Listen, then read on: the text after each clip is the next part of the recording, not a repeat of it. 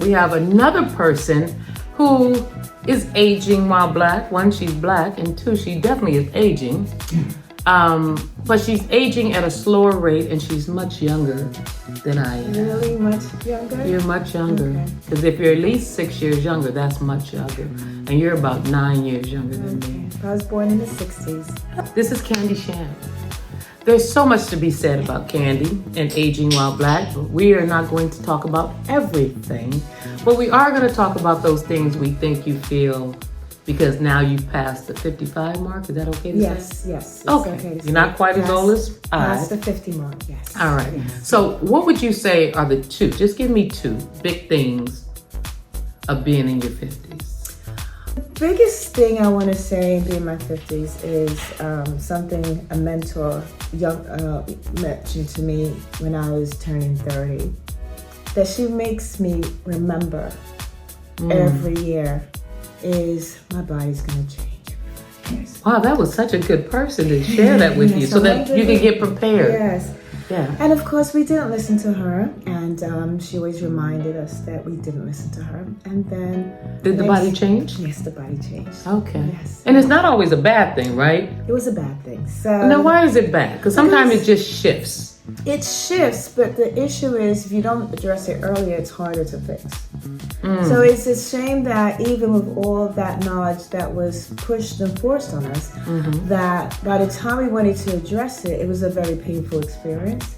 There was a lot of yo-yoing, going back and forth with the health, the dieting, the everything you want to do, because you're in this industry looking at all the artists and the celebrities, and you don't want to really be like that, but when you're surrounded by that, you don't want to be the biggest person in the room. Well, I want to address a couple of things, because one, you said it was forced on you, it was pushed on you. Those are adjectives that I probably wouldn't use, because that means, it wasn't a pleasant thing. I was looking at it more of a sharing. Yes. Because I care. Yes. And I was so into you guys and how that would look. So I just wanted to share with you my experience. Understood.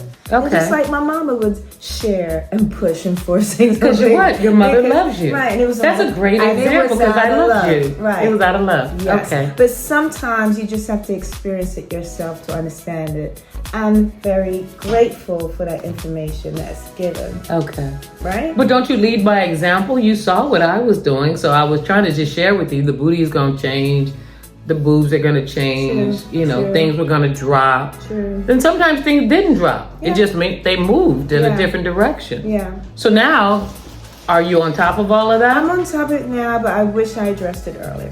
Okay. I've been through several yo-yo cycles, but I think I'm finally there. All right. In that 50. Now, what are yo-yo cycles? I just wanted to clarify that so people yo-yo know. cycles is, you go into your... I'm going to do this, I'm going to stop drinking, I'm going to watch my carbs, I'm going to watch my proteins, you try different diets. And when did this start? Because let the people know when I met you. I want to say mid-30s when I started getting serious about my body. So I met you when? I was kind of just, Right. How old were you when I met you? 27, 28? Okay. Yeah. So I told you it was going to change at 30 because I had already been past 30. Yeah. Then I told you it was going to change at 35. Yeah. And because I was always kind of, I used to run and do things, I thought that was enough. It was not enough. Right. It was not enough. That don't even maintain it, do it? No, not at all. Okay. So I think after the yo-yoing back and forth, the biggest change, second thing you mentioned, big change I made in my 50s, mid-50s, was... now, can you even believe you saying that? I know. Compared to when I met you? I know. Oh my God. It was like you were in your 20s and now we're talking about mid-50s. What happened to the time? But anyway, go ahead. I think you've mentioned this in one of your other segments, but weight training has the biggest impact. It really is. Live by it. I don't even do any high intensity cardio anymore. It is low intensity. It's after the training. I'm serious about my hip mobility, knee mobility. Those are the most important things right now. Now, when you say low intensity cardio, what is that you do? So for me right now, it's just like if it's a treadmill, it's level 2.5. Okay. And how long are you on? 30 minutes. 30 minutes. That's it. And what's on 10? The incline? The incline's 10. Oh, and I okay. worked my way to that. I didn't start. I was at 2.0, at 6, and worked my way up, watched my heart rate, and got to the 10. I'm trying to get to 3.0 and 15. We'll see. Okay. Yeah. So, would you say the hardest part about aging is just maintaining the weight, or is that just what you focused on? It wasn't maintaining the weight. I all of a sudden had health issues, and I was like, went from healthy to bam, you turn 55, and every issue in the world, cholesterol, blood pressure, everything kind of crept up. Now and my knees were having problem with my knees. So okay. I just said, I'm not. So you got a going wake up call. Yeah, and I was like, I'm not going out like this, pretty much. And I still want to travel, I want to enjoy life, I want to walk around. So I slowly just started, not a quick fix, not a yo-yo, Lifestyle. just change your lifestyle. Yeah. Now, I forgot about that. So you were healthy, and then all of a sudden, at what age? Like, was it 50? You started seeing things? 52-ish, all of a sudden everything was borderline and high. Oh, okay. Yeah. All right. So that you kind of had a health scare. Yeah. And do you think it took that to get you to change? Yeah. Yeah. Because I always was aware, but sometimes you just need that push. Yeah. And that was it for me.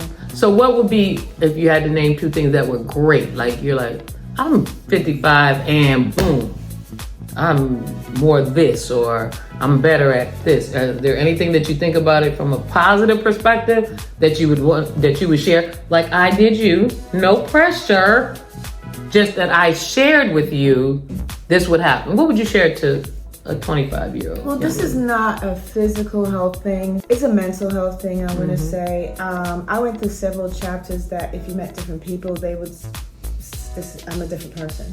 Gotcha. Like you acclimated to whatever I did. And I have to say, it wasn't to my late 40s, early 50s that I came into my own. I'm a late bloomer. I'm finding a little confidence for myself, not being a people pleaser, and also being selfless. With your time and prioritizing you. Yeah. So if I'm a young girl, your thought is then to what? Come into my own better, or? Yeah, try to find your happiness, your peace for yourself before sharing yourself with anyone else. Okay. And would you say that for friends and family? Yeah. Or have you prioritized your family, or is that just for friends? Honestly, don't see a difference. I love my friends, and that's so blank. Get together, Mary. Okay, could you work on yourself? Sorry, I love my friends and I love my family, but I don't hate, but there's family members, I don't love as much as I love my friends. The friends that you can become family. They're family. I have a question.